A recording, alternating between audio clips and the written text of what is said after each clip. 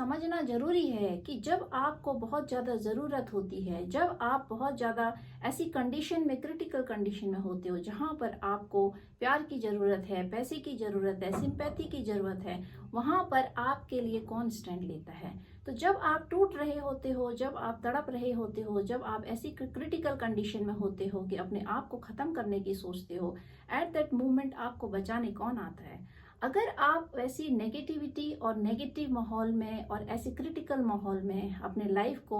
बिता रहे हैं, तो वो दिन दूर नहीं होते हैं जब आप अपने आप को ख़त्म करने की सोचते हो, क्योंकि आपके ऊपर डिप्रेशन हावी हो जाता है। तो जब आप डिप्रेसिव के स्टेज में आ जाते हो, एंजाइटी से घिर जाते हो और अपने को ख़त्म करने की सोचते हो, तो उस समय पर परिवार, उस समय पर समाज और उस समय पर वो बच्चे फिर जो है आपके जीवन पर इतने भारी पड़ जाते हैं कि आप जिन लोगों के लिए, जिन परिस्थितियों के वजह से आप अपने जीवन को ख़त्म कर रहे होते हो, तो वो चीज़ें तो फिर पीछे छूट जाती हैं। इसीलिए यह सोचना ज़रूरी है कि अगर आप हो तो आप उस समाज को भी चुप करा सकते हो, आप उस परिवार को भी संभाल सकते हो, आप उन बच्चों को भी संभाल सकते हो और आप अपने आप को भी संभाल सकते हो। लेकिन यह तभी संभव होता है जब व्यक्ति खुद को संभाल लेता है। तो जब एक व्यक्ति खुद ही ऐसे परिवेश में, ऐसे एनर्जी वैम्पायर लोगों के बीच में घिर जाता है, नार्सिसिस्ट जैसे टॉक्सिक लोगों के बीच में,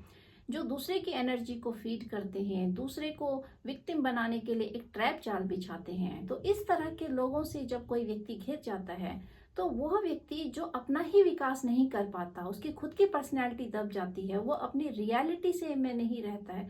तो वो व्यक्ति आगे जाकर अपने बच्चों का भविष्य नहीं बना सकता है, वो व्यक्ति आगे जाकर अपने परिवार को खुश नहीं कर सकता है। तो समाज के लिए कंट्रीब्यूशन तो बहुत दूर की बात है।